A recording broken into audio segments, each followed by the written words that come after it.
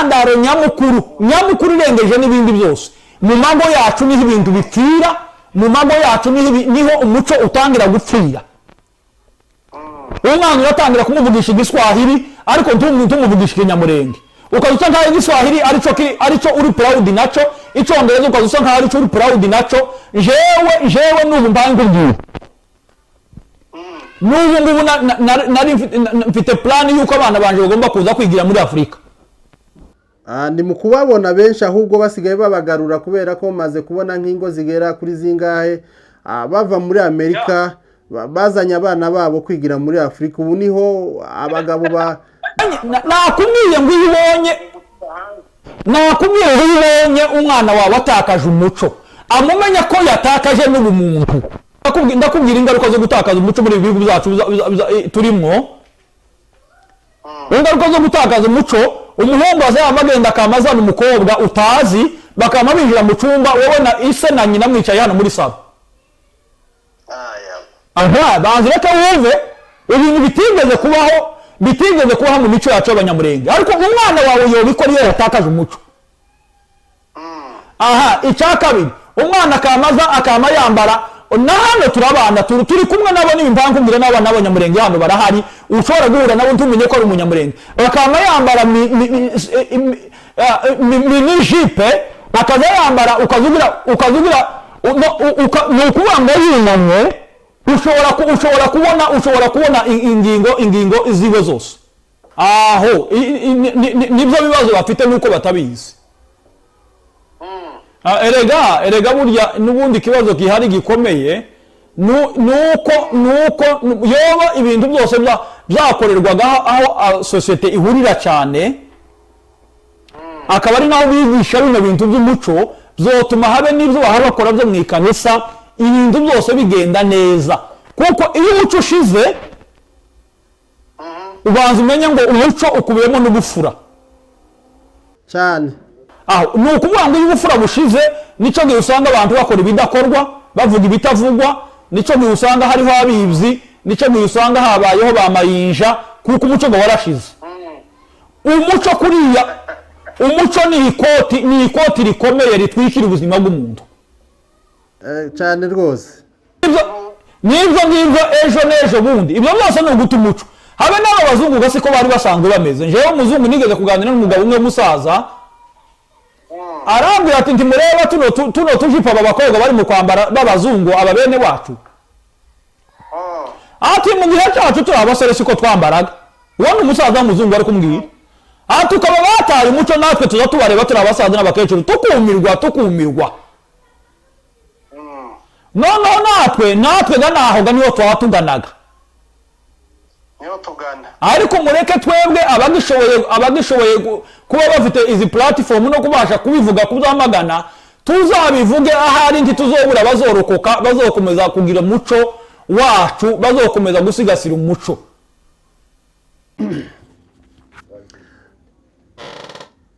Twongeye kubirizaho nshuti za Jonathan TV Show aho muherereye ku isi yose. Tubahaye mwaramutse abandi tubahaye mwiriwe aho muherereye ku isi yose. Turabaramukije rero nkuko bisanzwe ni inshuti yanyu yo kuri Jonathan TV Show. Tuje kubagezaho ikiganiro rero tujye kubagezaho nkuko bisanzwe. Nimba ari ubwa mbere ugiye gukurikirana ino televiziyo ya Jonathan TV Show turasaba gukanda subscribe.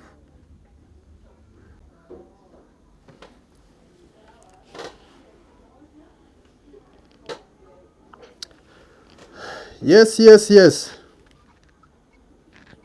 Ndiyo. Komera cyane muvandimwe. Yego mukomere cyane nshuti. Aha rero ni kuri Jonathan TV Show. Yes. Nkuko nabibwiye abantu ko hari umutumirwa dufite. Rero uwo mutumirwa nkaba nsaba yuko ushobora kwibwira abakunzi ba Jonathan TV Show. Yes. Kugira ngo bamenye ngo ninde turi kumwe, ninde tugiye kuganira. Babashe donc kugusobanukirwa. Okay. Okay, jewe ku mazina nitwa Papa Eboy. Ntuye muri Australia, ndi umupapa ndubatse, mfite umugore umwe n'abana 4, abakobwa 2 n'abahungu 2. Papa Eboy. Yes. Ese ni iryo zina ryonyine? Ese iryo zina hari izina kuriyaga ugomba kubwira abantu twibwirane kinyamurenge nk'uko umuco wacu ubidutegeka, cyangwa se umuco wacu umeze, ari uburyo bwo kwibwirana kinyamurenge. Kubera ko nkanje wenda nk'abatanzi nitwa Nkundabantu Eric. Yes. Ariko nawe watangiye twibwira nk'amazina wiswe n'ababyeyi. Ese iryo Eboy waryiswe n'ababyeyi? Iryo ngiryo hako nagasirino n'izina niswe ngeze kuri kaburimbo. Kuri Gudro. Ni nka rya rindi naje mfite. Nka rya rindi nawe ufite. Ariko ubundi amazina yanjye babwira izina ryawe. Yes, amazina yanjye nitwa Mujanama Eric. Niyo mazina yanjye y'ababyeyi. Ndagira ngo nuko nguko. Hanyuma mvuge n'umurarase. Nta kibazo, nk'abanyamurenge uvuze ntacyo bitwaye. Okay. No nimba ari uko rero reka nivuge kinyamurenge rero nta kibazo. Jewe nitwa Mujanama Eric. Nubwo wakongeraho Rusangiza nta kibazo. Hanyuma nkaba ndi umupfizi wo mu nzu y'abadahurwa. Nkaba naravukiye ahahoze ari muri Shaba muri Bzura. Muri make nkaba ndi umubeve. Uri umubeve? Ndi umubeve kabisa. Ese nimba atari ibanga, muri Bzura wavuyeyo ryari? Muri Bzura navuyeyo nkiri mutoya kabisa. Navuyeyo muri 1996. Yego. Intambara yo gukuraho mu buti itari yaba. Yego. Urumva noneho turi inza mu Rwanda niho nigiye primaire, mu mwaka wa 2 primaire. Na secondaire, noneho ndangije secondaire nibwo nahavuye rero mbona kugenda nshakisha life mu bindi bihugu, muri Kenya, Australia. Uyu munsi rero nkaba ntuye muri Australia niho mba. Yego. Papa Eboy nk'uko bivuze, muri Bzura se wari utuye mu kahe gace? Yes, muri Bzura nari ntuye aho bita mu muhana wa Kahandwe. Kahandwe niho nari ntuye, umuhana bita ku Muramza. Aho ngaho niho iwacu rero kabisa, niho twavukiye kabisa. Ubwo rero wasuza abanyabzura bose mwabanye abo uko se arabuka icibuka? Yo. Ababebe se ntubazi ko bameze nk'isogo. Umuhana ntuyemo hano umoja nibo gusa. Abanyabzura bose baraziranye aho bava bakaje. Niyo manyama mugira. Abanyabzura ni abantu beza cyane, ndabaramukije cyane ababebe mwese aho muherereye ku isi, abarimo kudutegera kuri Jonathan Show. No kuri turabaramukije cyane, ndetse n'abanyamurenge bose muri rusange, abariri iwacu muri city y'abanyamurenge cyangwa se capital city ariyo Minembwe. Hanyuma n'abaherereye mu bindi bice bitandukanye by'iwacu, hariya za Bibogobogo, hariya za Rurambo, ku Ndondo, Muco hagati, abo bose turabaramukije cyane. Indondo z'Ibuvira mwese turagize turabaramukije cyane, isalamu nyinshi, turabakumbuye, turifuza kuzaza kubaramutsa. Imana nibikunda nibidushoboza, turifuza kuzoja iwacu, ibi tuvuga tukabivugira ni wacu, tukabibwira abiwacu, tukabivugira ku isambu iwacu. Yego cyane Papa Eboy. None iwanyu ruguruho ni hehe neza ku isoko atari muri Bzura? Ndagira ngo mwagiyeyo mu kabashakisha, ariko hari aho tuvuga ngo ni ku misozi miremire. Iwanyu ni iwacu ko twumva ba data na ba mama aho bashakaniye ni mu Rurambo. ni mu Rurambo. Ni mu Rurambo kabisa, yego bagiye batura ahantu hatandukanye na Mibunda barahatuye. Ariko nyine kabisa iwacu kwa basogokuru na basogokuruza ni mu Rurambo igashama. Neza mu Rurambo ndagira ngo niho cyane ugirira ifyeri kurusha muri Byura. Jewe kuragira se baravuzega ngo uburere buruta ubuvuke. No kuvuga ngo ahantu umuntu yarerewe na ahantu urumvaga niho uba waramenyeye ubwenge ntiwo hibagirwa. Yego navukiye muri Byura ariko kandi nagiye nkurira nyine ahantu hatandukanye ariko navyo sinzi ko no kwibagirwa beve yewe. Inza numva hagenda ingarukamwo gusa. Abanyabyura mukunda kuvuga ngo muri Byura ariko kandi cyane ruguru hariya niho iwanyu. Okay, hariya ni iwacu 100%. 100% rwose ni iwacu nuwo bihakana yo barimo kwihakana ubwiwe. Ariko ruguru ni iwacu 100% kandi turi fieri naho kandi turahaharanira kuzabayo n'abana bacu bakazabayo bakahabona bakahakorera. Yes. Papa boy nkuko rero twagutumiye kugira ngo tuganire. Twifuje ko twaganira cyane hejuru umuco wacu w'ikinyamurenge. Yes. Kandi impamvu twifuje ni ukugira ngo tugende tuwusigasira. Yes. Kugira ngo umuco wacu udabasha gutakara. Kubera ko hari byinshi nabonye ugenda ukora bigaragaza yuko tugomba gusigasira umuco wacu. Yes, yes. Rero nashaka niki wavuga hejuru y'umuco wacu kugira ngo udatakara kubera ko tumaze kubona ko hari abantu bashaka kugwanya umuco wacu cyane bashaka nko kumara ugashira. Ico ni ikibazo kinini cyane kandi burya bazavuga ngo ubwoko butagira umuco ngo babushize sinzi nk'uwo mugani. Ubwoko buzira umuco nyine burazima. Yego burazima. Niki wavuga hejuru y'umuco? Umuco sinzi ko no uvuga ubu nyine ngo tubashe kuwusoza. Mu by'ukuri umuntu udafite umuco habe n'ubukristo ntabwo yogira. Burya habe n'abapasiteri bafite ibibazo muri ibi bihe kubera ko bayobora abantu benshi bataye umuco w'iwabo. Burya iyo bataye umuco kurya umuco niwo uzuranga umuntu. Uwo ari we ni nawe uzuranga ubwoko bwawe. Umuco wawe ni nawe uzuranga n'akarere wavutsemo ni mana yake ni uzuvuga iwanyu uzu kuvuga. Noneho rero ni ukuvuga ngo rero iyo umuntu ataye umuco kurya jewe novuga ngo umuco nasanze ari we muntu. Umuco niwe muntu. Umuco niwe muntu.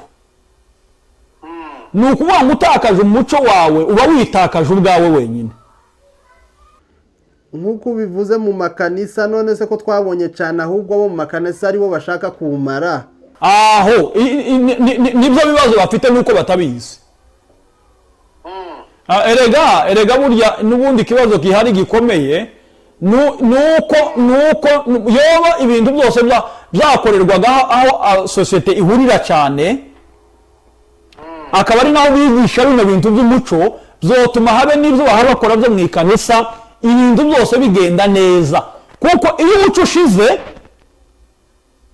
ubanza umenye ngo umuco ukubiyemo n'ubufura cyane.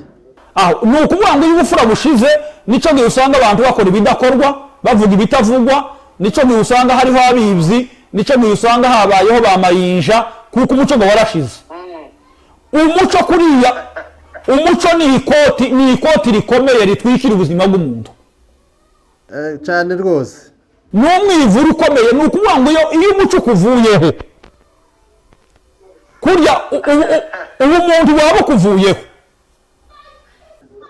none ko abantu bawurwanya cyane, ayo makanisa tuvuga ngo ari ku matorero amwe n'amwe, si yose ari kugenda arwanya umuco. Ni iyihe mpamvu, ni iki cyoba kiri kubangamira itorero kiva ku muco? Umuco ni uri kubangamira itorero? erega buriya jewe ndi umupasiteri aho kuyobora abantu badafite umuco, noyobora abantu bafite umuco. Ndi umupasiteri isironga ya mbere yo mu rusengero rwanje, noza mvuga ngo Yesu ni umwami n'umukiza w'ubugingo bwacu iteka. Icya kabiri, nimba uri umunyamurenge ntiwemere gutakaza akaranga kawe. Niba uri umunyarwanda ntiwemeze gutakaza ubunyarwanda bwawe. Nimba uri umurundi ntiwemeze gutakaza uburundi bwawe. Nimba donke uri umuhima, uri umunyankore,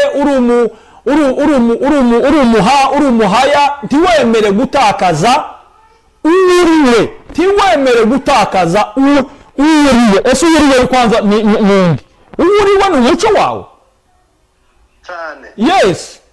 Kuko ibi tuganira ntabwo turi mu buryo spirituel, ariko no mu buryo spirituel umuntu watakaje umuco biranagoye kugira ngo abashe kumetiriza no mu buryo abashe kumetiriza uburyo buri spirituel. Uburyo buri spiritual biragoye, uwo muntu aranagoye no gufatika. No mu rusengero nibo bantu uzosanga bananiranye kuko nta muco bakigira. Ikibabaza nuko kandi batamenya yuko ubukristo bwaje mbere, donc umuco waje mbere y'ubukristo. Umve nkubwire, duhere no mu gitabo, duhere mu isezerano rya kera. Iyo turebye no mu gitabo cy'itangiriro, mu gitabo cyo kuva kubara Abalewi, ndumva gutegeka kwa kabiri, ibyo byose tuzosanga Abisiraheli, Abayuda, ibyo bakoraga byose mu nzu y'Imana ntibagendaga outside y'umuco wabo. Umuco ugendana n'umuntu, umuco ntuzi usigana n'umuntu. Umuco niwe muntu, jewe niko navuze. Umuco niwe muntu. Kandi n'ubu umuntu turuzi, iyo wizeye Kristo ukamwizera nanone uri n'umuntu w'inyangamugayo ufite umuco, uzi umukristo mwiza cyane kabisa.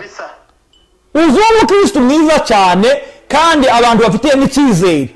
Nigeze kumva igihe kimwe Apostle Gitwaza yaravuze ngo abakristo benshi bamwe abo mu bihugu by'iwacu ngo barutwa, ubwizerwa bwabo burutwa n'ubwizerwa bw'abagabo b'abanyamurenge b'imfura batari bamenya Yesu. Yes. Ntibihuye abantu b'imfura b'iwacu. Ndakwirira icyiza Mana yanje, ndasabira umunyamurenge wese gusura ku isoko y'umuco. Oya, wobaho udafite umuco. Erega kutagira umuco. None se iyo udafite umuco, iyo udafite umuco w'iwanyu, bafite umuco w'abanyamahanga. Reka ngusobanurire n'iki kintu. Wenda uko tuzogenda tuganira, wenda no mu mafilime ngenda wenda nkina, mu nyigisho ngenda ntanga muri aya mafilime, hari filime nateguye ivuga karite y'umukobwa mwiza. Umuhungu wese yokwifuza gushaka kandi akazava nk'umugore mwiza. Karite y'umukobwa mwiza ntabwo ari isura. Icyambere ni umukobwa ufite umuco wacu. Icyambere umuntu ufite umuco wacu ntabwo azogira imitima y'abantu bino kuri kaburimbo. Kubaka urugo bizoba urugo rwe ruzoba rwiza, kuko muri karagiteri z'urugo rwiza, karagita zigize urugo rwiza. Iyo umuntu yametirije umuco wiwe biragoye kugira ngo abashe kugera aho agera muri gatanya cyangwa se muri divorce. Reka n'iryo jambo muri we mu matwi yiwe ni nk'urusenda mu maso. noneho abantu bavyumve yuko umuco uri mu bintu bituma ingo zubakwa neza. umuco uri mu bintu uri umve ndakubwira ngo urugo ruri mu muco habe ni naho ngaho umugore n'umugabo bagira umuco muzobabona urugo rwabo ruri strong kurenza abantu bataye umuco kuko iyo bataye umuco urumva guzofata imico y'abazungu ufata imico y'abandi banyamahanga igomba gutandukana biroroshega kuko kera bafashe imico yabo kuko haruvuze ngo mu gushaka si sura ko ndi mu kubona abahungu bava iyo muri wanyu mu mahanga bakaza gushaka ino cyane cyane ngo iyo bahaba guhamagara cyangwa baba bakubwira ngo bashakire bazamama ngo ushake ngo agakobwa keza ngo bakeneye ngo umukobwa mwiza ku isura. Okay, ivyo nabwo tuzabivugaho iyo abantu iyo umuntu atari yashaka akenshi niyo mitekerereze aba afite ariko iyo umaze gushaka umugore ntuzusigara ubona bwa bwiza bwa appearance yiwe donc isura face yiwe uzusigara ugendera kuri character ziwe zimeze gute umuco wiwe ni umuntu umeze gute imico yiwe niyo uzusigara uvuga ngo mana we wambaye umugore mwiza kabisa isura yiwe uzuyibura amataye yiwe uzuyabura abahungu nico bakunda gukora ngo umukobwa nguteye neza nk'igisabo yewe wari wabona aho umuntu akunda ibibyimba yeme ibibyimba ko umuntu yageze agira ngo ni bibi nkuko aruvuze ese ubundi amadivorce cyane ubu nyine ari mu bwoko bwacu biterwa n'iki ni uguta uwo muco cyane. Yes 100% ni uguta umuco kandi cyane tubibonera iyo ngiyi iwanyu cyane nubwo wenda na hano bitangiye kuza ariko cyane iyi wanyu ikintu cyitwa divorce turabona giteye impungenge cyane cyafashe indi ntera. Mu by'ukuri ndagira ngo kubwiza ukuri nta hantu hatariho uwo mwuka cyane abantu nuko yoba twarekaga twebwe abantu bakigana umuco wacu kubera yuko umuco wacu ni mwiza tuwugira mugere tuwugereranywa umuco nyamurenge umuco w'imurenge n'abanyamurenge ni ukuri kw'Imana. Reka nkubwire hari twebwe twavuye turi abana ariko habe n'ubugiye tuhatuvugana kare ko namanumva nk'ishavu ishavu ryanje ni iringiri tekereza twebwe umuntu w'iwacu yagiraga inka imwe yateka itakirimo gukamwa abandi bakamuheza inka yo gukamira abana bakamushumbusha bakamuheza inka yo gukamira abana muri ico gihe inka yiwe yatetse ariko hano ino abantu umuntu asigaye aba ari umuntu w'umukire ufite amafaranga atabaho ukadusanga muri umuntu wiwe bavukana mu ndimwe ari umuntu ugenda utoratora utuwucu ku macukiro amasashi ko ivyo vyageze iyo ngiyo mu babandi bandi kandi urebye papa Ebo urabona nk'ubu ngubu hari ukuntu dushobora kuvuga ngo nka mukuru wawe niwe wagufashije agutangira minerval uriga ugeraho ugeze ariko wenda tuvuge nka rigiye ushobora kuba warahuye n'ibibazo ukaba nk'imfubyi uri mutoya bakuru bakagufasha ariko wagera nk'iyo mu mahanga wenda warabasize no bahura n'ibibazo tuzi twarashize mukibagirwa ntimubafashe ahubwo donc mukerekeza ku nda zanyu ni kubera iki kandi muzi yuko ibo batagiraga uwo muco barafataga akabisi n'agahiye mukagasangira bakanagufasha uburyo bushoboka nk'umuvandimwe kubera iki mwe mugera iyo ngiyo mukabita ni iyihe mpamvu? Okay, ntabwo ari ino honyine kandi nta nubwo ari abantu bose rero wihereyeho jewe ibyo ngicyo ntabwo kirambaho unushaka iki kiganiro mpaye nkora wenda n'abavandimwe banje bazocumva kandi ntibizonambaho nimba noza hano nkirengagiza abo tuvukana ni ukuri nta n'impamvu nimwe yotuma nta n'impamvu nimwe ngomba kuba ndi hano ahubwo no kwemera ngasubirayo. muza muvugaga ngo amabiri ngo yabaye menshi. Oya, amabiri nubwo yoba menshi gute ntiwo kwibagirwa umuvandimwe. Ikindi kandi simvirengagije yuko hano ndabizi yuko habaho tubana n'abantu batazavugana nabi wabo, atazahamagara mukuru we, adahamagara mushiki we, habe n'umunsi n'umwe. Yego. Kandi bo babahamagara ntibafata amatelefoni. Ariko kandi niyo ngiyi iwacu muri Afurika naho ibyo bibazo birahaba. Uri rugero nariko nguheza niho naruboneye aho umuntu ashobora gukira akaza yubaka inzu ya mbere, akubaka iya kabiri, akubaka iya gatatu, murumuna we mukuru wiwe ari mu nzu yo gukodesha, ari no mu nkambi, ariho ibyo gabyo. Ndakubwira gute, si hano byatangiriye papa, ntabwo ari hano byatangiriye. Kandi kindi n'ubifite hano ntabwo ari ukubera ko ariho, niwo mutima we n'ubundi yaruriranye indege arawuzana na hano. Abanyarwanda baciye umugani baravuga ngo uza wiruka ariko umuntu ushobora kwirukanka ngo usige iki kwirukankamwo. Ushobora gusiga iki kwirukankaho, iki kwirukana wogisiga, ariko ntushobora gusiga iki kwirukankamo kiri muri wewe. Ni ukuvuga ngo n'ubundi iyo mitima barayizanye hano, si hano yaremewe. Barayizanye bayikuye iriya. N'ubundi tukomeje muri wa muco kugira ngo dukomeze dusigasire. Nabonye hari agafilime cyangwa se n'imbaraga komedi wakinye, wakubita umugore wawe ngo ari ngo kubera ko ngo abagore bose bifungishije, nawe agukubita ngo iz'abagabo ngo bafungishije abagore. Yes. Ndabonye uri gukora utuntu twiza cyane kandi turabigushimiye kubera ko zagaragaye nyine ko hari ibintu abantu bagiye bata tutakoraga iwacu ariko basigaye bakora kuva bageze mu mahanga. Yes. Wabitekereje gute kugira ngo iriya filime? Okay, urakoze cyane gukora kuri iyo pointi. Iyo pointi yagiye ikora ku bantu benshi. Ariko mu by'ukuri ikintu jewe novuga, jewe Imana yashize nk'umutwaro wa famille, Imana yashize nk'umutwaro w'umuryango muri rusange.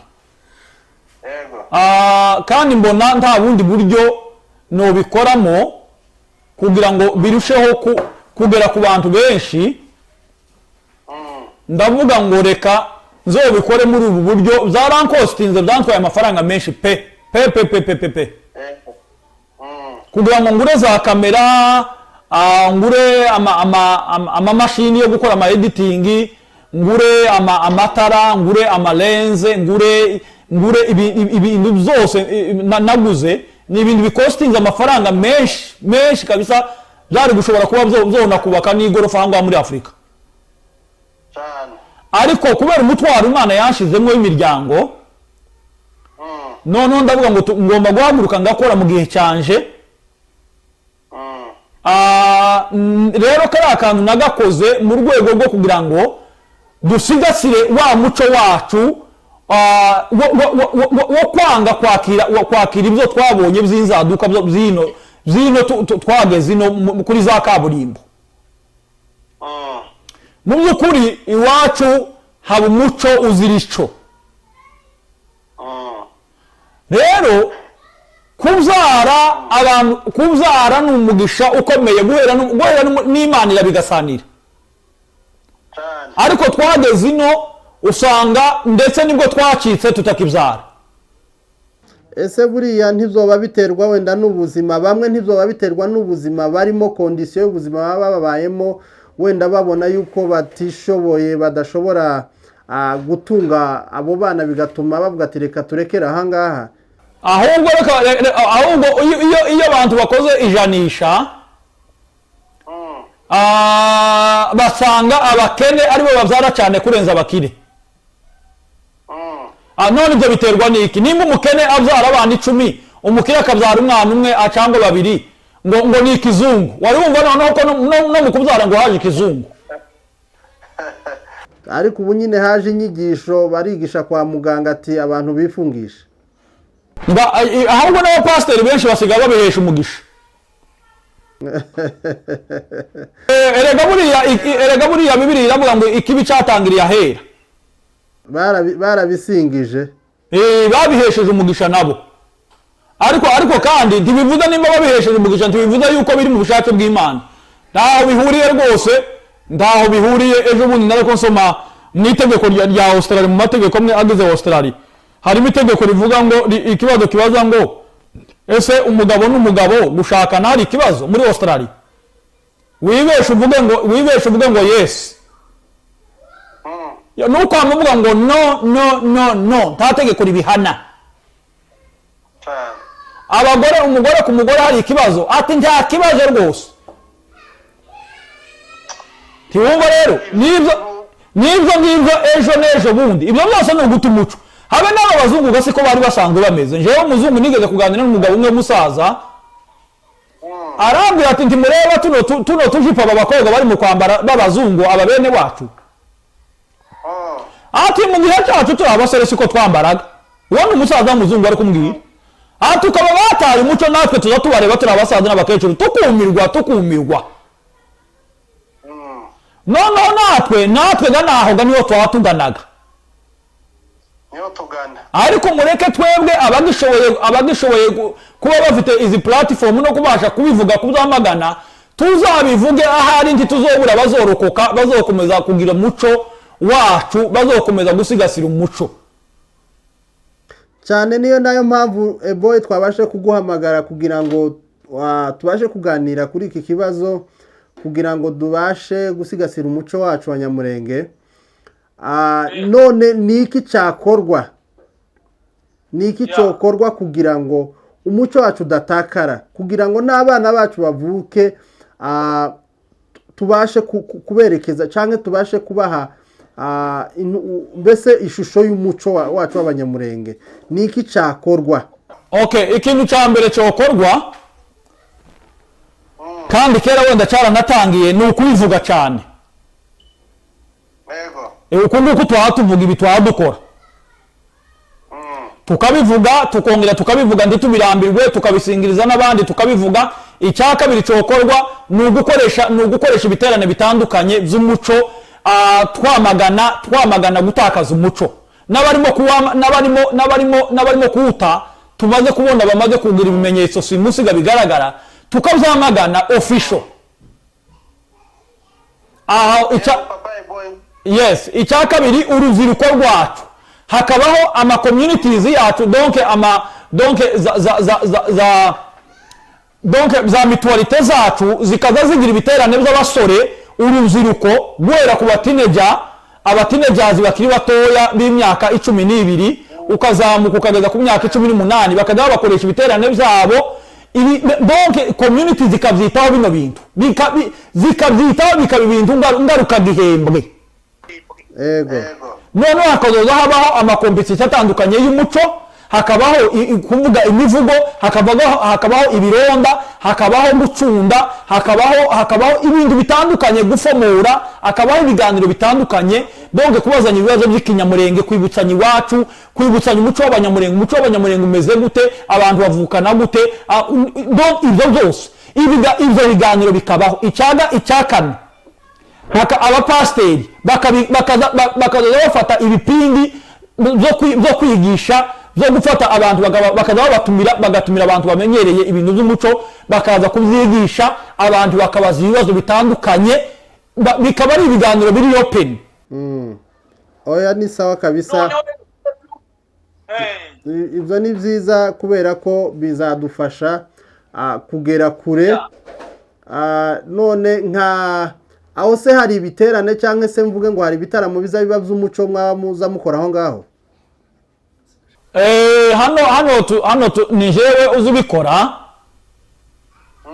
Habe n'ubu ngubu ko ndagitegura, nuko iminsi yo muri uyu mwaka yambanye mike, ariko nariko ntegura kugira ngo nzagikoresha mu kwezi kwa12.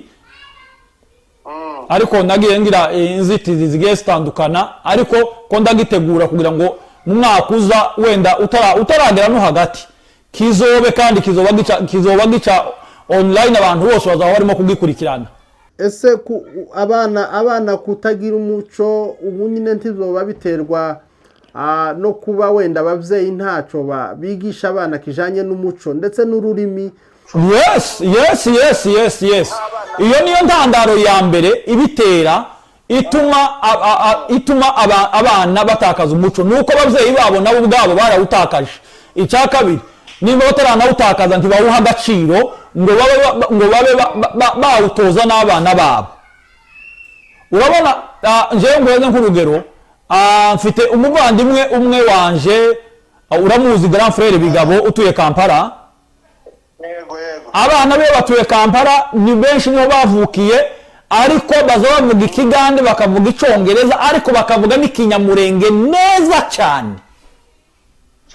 Neza cyane. Umwana arakwibwira akakubwira ngo ndi runaka wa Bigabo wa runaka wa runaka, akageza ku bisekuruza 8. Umwana we kugeza ku mwana we wa 4 ibyo azabikora.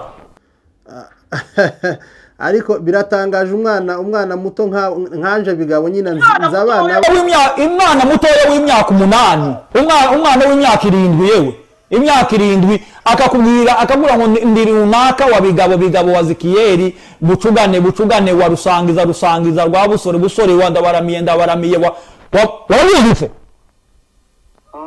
Izo zose umwana akagenda akabikurikirana. Ni ukuvuga ngo intandaro nyamukuru irengeje n'ibindi byose, mu mago yacu niho ibintu bipfira, mu mago yacu niho umuco utangira gupfira. Umwana uratangira kumuvugisha Igiswahili ariko ntumuvugisha Ikinyamurenge, ukazusa nkaho Igiswahili arico uri proud naco, Icyongereza ukazusa nkaho arico uri proud naco. Jewe n'ubu mbangu ngiye n'ubu ngubu nari mfite plan yuko abana banje bagomba kuza kwigira muri Afurika. Ndi mu kubabona benshi ahubwo basigaye babagarura kubera ko maze kubona nk'ingo zigera kuri zingahe bava muri Amerika bazanye abana babo kwigira muri Afurika. Ubu niho abagabo nakubwiye ngo ubonye umwana wawe atakaje umuco, amumenya ko yatakaje n'ubumuntu. Ntabwo ari gutakaza umuco gusa, umuco ujana n'ubumuntu. Ni ukuvuga ngo uyu mwana yatakaje umuco aba yatakaje direction y'uwo ari we. Ntabwo ari ibintu byoroshye, abantu benshi ntibarabisobanurirwa. Urabona iyo umuntu yatakaje umuco, ndakubwira ingaruka zo gutakaza umuco muri ibi bihugu byacu turimo. Ingaruka zo gutakaza umuco, umuhungu azagenda akamazana umukobwa utazi, bakama binjira mu cyumba, wowe na ise na nyina mwicaye hano muri salo. Banze reka wumve ibintu bitigeze kubaho mu mico yacu y'Abanyamurenge, ariko umwana wawe yobikora iyo yatakaje umuco. Icya kabiri, umwana akama yambara, na hano turabana turi kumwe nabo n'impangu mbere n'abana b'Abanyamurenge hano barahari, ushobora guhura nabo ntumenye ko ari Umunyamurenge. Akama yambara mini jipe, akaza yambara ukazugira ni ukuvuga ngo yunamye, ushobora kubona ingingo ziwe zose. Nitwa ducenga umugani wa Ndamayizi. Ni nayo mpamvu n'imyambaro y'abana isigaye yarahenze, ukamusanga umwana w'umukobwa w'Umunyamurenge yambaye hivi yambaye kuraheza y'umukondo. Icyo ndico gisirimu. Igisirimu cyangwa n'ibimbafu. Ibo nienda bumva ko ari igisirimu ariko ntibazi ko ari bwo bujiji wenda. Izo niko bibwira, ariko uko niko gutakaza umuco. Ikizokwereka umuntu watakaje umuco, ntaza yikontorora, ntaza amenya n'uwo ari we, ntaza yiyubaha. Iyo umuntu yatakaje umuco ni mafu ya leta, witwa mafu. Ikintu ushaka kukubwira Eboyi, wenda nakunganiraho, sinzi nimba wari wabona kuva aho wari wabona nk'umwana w'umuperezida aja nk'ahantu runaka w'umuperezida cyangwa umuminisitiri ngupfe kubona yambaye ikintu kibi. Ni ukuvuga ngo kubera icyubahiro afite n'uwari we aza yambara ibintu donke bimukwije, donke bituma kubera uwari we na se uwari we ababyeyi be icyo bari cyo, kubera ari abantu b'abanyacubahiro kandi biyubashe, baza bambara ibintu nyine byiyubashe noneho ngatangara nk'abantu bo base ntacyo bari cyo nta na kimwe ariko ukamusanga nibo bambara ubusa icyo kintu kirababaje cyane nibwo mbangubwira iyo umuntu nyine yisobanukiwe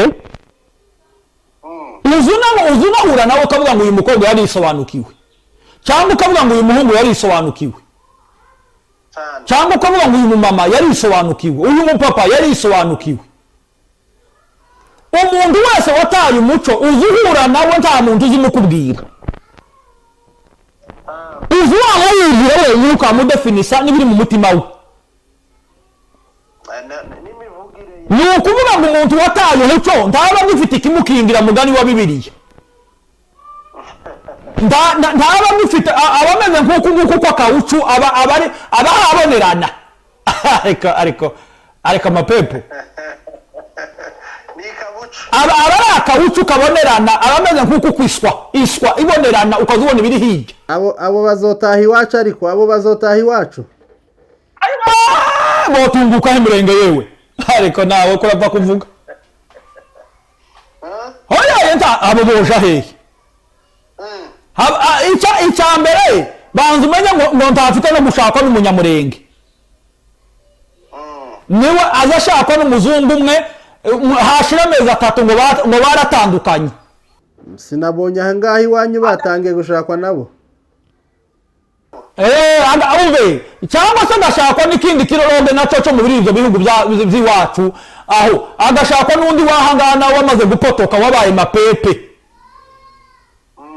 noneho ugasanga bose batandukanye umwe yagiye muri foye iriya undi muri foye ari ntatanta yasubiye ari wowe ukamusanga n'abantu bapototse umuntu akarindagira n'imyaniko nuko yabaye uko gutakaza umuco harimo ibintu byinshi mw'abantu harimo ibintu ibibi byose ndagira ngo biba mu gutakaza umuco gira icyo wabwira basaba ababyeyi batita ku bana babo mu buryo bwo kubigisha ikijanye n'umuco cyangwa se bwo guhana kuko habaye n'ikibazo kijanye no guhana aho iwanyu dore ko utagikubita umwana iyo ngiyo iwanyu muri umwana nagira ikosa ngo nta kanyafu kanyura kari bumunyureho nugira icyo uvuga ngo uraregwa uraripotingwa ngo hari amabuto ngo basigaye bakanda cyangwa ngo telefone umwana w'imyaka 2 asigaye atunga telefone akamenya guhamagara polisi ngo niyo nimero abazi gufata mu mutwe ibyo ngibyo novuga yuko ntabwo ari ukuri okay rimwe na rimwe erega n'umwana wese ukora ibyo nuko atatojwe yewe nuko atatojwe papa Jonathan umwana wese ukora ibyo ngibyo n'ubundi nta burere aba yarahawe na se icyambere reka nkubwire umwana wawe dufite ikibazo ababyeyi ba hano n'ababyeyi b'iwacu muri Afurika ukaza ugurira umwana wawe amahuzu meza ibirato byiza ukamujana muri resitora ariko abana ntitubaheze umwanya wo kuganira nabo ngo tumenye ibyo arimo natwe tugire n'ibindi tubabibamwo nubwo ujya kuri swimming pool no muri ma resitora ahenze ukabazana gusa no kugatera aho ngo wabashimishije se none ni ibihe bindi ni izihe mindset wabarizemo mindset before yuko bakorera shopping yagakwiriye kubaganiza ukamara kubakorera shopping oyaye habe no washaka ukanabagajana muri shopping wavayo mukagenda mukicara nimba ari muri resitora ukababwira ngo twebwe turi abanyamurenge mvuga ngo ndi umunyamurenge umwana agasubiramo abanyamurenge tuba twambara ibintu bijya hejuru y'amavi ukamwereka tegeye y'Europe y'Uruzungu turabona biriya bintu yambaye twemeye iri karica yacu uzubyombara bakamenya ko ari abanyafurika kandi abana bamara kwigira hejuru ari abantu habona batangiye gufatika bamaze kugira ubwenge bazi bafate uri vacances baje muri Afurika nkuko aho twari tugeze reka tugere ku musozo w'ikiganiro yes tuzakomeza tuganire tuzakomeza tuganire turebe uburyo twakomeza gusigasira uno muco wacu w'ikinyamurenge kugira ngo udabasha gutakara. Wenda dusoza wagira icyo utangariza abantu cyangwa se inama watanga, ndetse ubashe no kutubwira hejuru y'iyo filime uri gukora kugira ngo ese iyo filime ishobora kuzasohoka ryari kugira ngo tuzabashe kuyikurikirana? Iyo filime mu by'ukuri amafilime mfiteyo ni menshi rwose, nza ndyama amafilime akaza. Kubyerekeye sinovuga ko ari jewe, ni Imana niyo yanshize nk'umutwaro wo kubwiriza imiryango muri ubu buryo, nubwo hariho abantu bamwe babifata nkaho ari ugushaka gusetsa abantu. Yego jewe n'ubusanzwe niyo karakteri yanje, ngira ngo wenda nawe tuvugana uranzi. Jewe ndi umuntu ukunze guseka, kunda guseka, kunda no gusetsa n'abantu, kandi mba numva nobaho mu buzima bwo guseka gusa. Na byiza ni ubuzima bwiza. Naho amafilime yo muzogenda muyabona, ngira ngo n'ubu nyine hariyo mwabonye yasohotse. Nayibonye, nabonye afishe yayo. Ivuga ngo urugo rubi. Rero twakinye tugaragaza uburyo abadamu bamaze guta umuco tujuru, nibyo ngibyo. Ariko n'ubundi n'abagabo nabo barimo, nabo tuzabakina. Tuzagenda dukina ingo ukuntu zimerewe ubu nyine, ariko ntitwadukina kugira ngo abantu barebe gusa ngo ama views ngo ibiki, ko turakina kugira ngo abantu bige bahinduke. Bamenye ko inzira barimo atariyo. Nimba hari umeze gutyo ahinduke, amenye ko ari mu nzira iri wrong, ari mu nzira yayobye, agaruke mu nzira y'ukuri, abe uwo agomba kuba we, amenye umuco we. Kandi umuco navuga ngo umuco niwo muntu rega, umuco niwo muntu, n'udukuru umuntu watakaje umuco nabe n'umuntu ntabwo bafite. Ngaho gira icyo utangariza rero abakunzi bacu n'abanyamurenge muri rusange, kugira ngo umuco wacu ukomeze usigasire mu bantu bose. Umuco mu by'ukuri jewe ikintu novuga, ndashishikariza ababyeyi kwigisha abana babo umuco wacu w'abanyamurenge, guhera mu miryango yacu. Abana bacu tukabigisha umuco, bakamenya umuco uzurangwa n'ururimi, umuco ukarangwa n'imyambarire, umuco ukarangwa n'ibintu bitandukanye bikorwa mu birori byacu. Jewe ndi mu gutangazwa n'abapasiteri, ariko reka kino kintu ndeke kurangiza ntakivuzeho. Abapasiteri baza bavuga ngo yaye ngo umuco, ngo yaye ngo zahaya, ngo yaye ngo kubyina, ariko barangiza imico y'abandi bakayizina mu ikanisa, bakayizina mu birori, ariko ugasanga ngo umuco wacu ngo niwo wabaye icyaha. Umuco nta muco w'icyaha ubaho. Bazazi imbyino za kinyarwanda, abandi bakinjira babyina za rumba n'izindi. Habe n'umuco w'abayuda n'umuco w'abisiraheli, ubu nyine tuhatuvugana, baza baja mu ikanisa bambaye ibirato. Uwo ni umuco wabo. Rero umuco ntabwo wabuze umuntu kuva mu ijuru, umuco wokoreshwa no mu ikanisa, ugakoreshwa rwose. Gusa nyine abantu abatuzaniye ubutumwa iwacu ibo baratubeshe, tureke kubitindaho. Baratubeshe, batwaka ibyacu byiza, baduheza ibyabo bibi, kandi ibyabo duhita tubifata nk'aho nibyo by'igikirisitu, kandi nabyo ari iby'umuco w'iwabo. Rero wakoze cyane bwana Eboyi. Yes. Kandi wakoze kutwitaba, kandi wakoze kuduha ikiganiro. Reka dushimire abadukurikirana bose, bakunzi ba Jonathan TV Show, ndetse n'abakunzi ba Eboyi baza bareba filime ziwe. Turashoje, ariko n'ubundi subu Eboyi tuzahora tugutumira, uzatwitabe, nituzaza tukumenyesha ngo uduhe ikiganiro.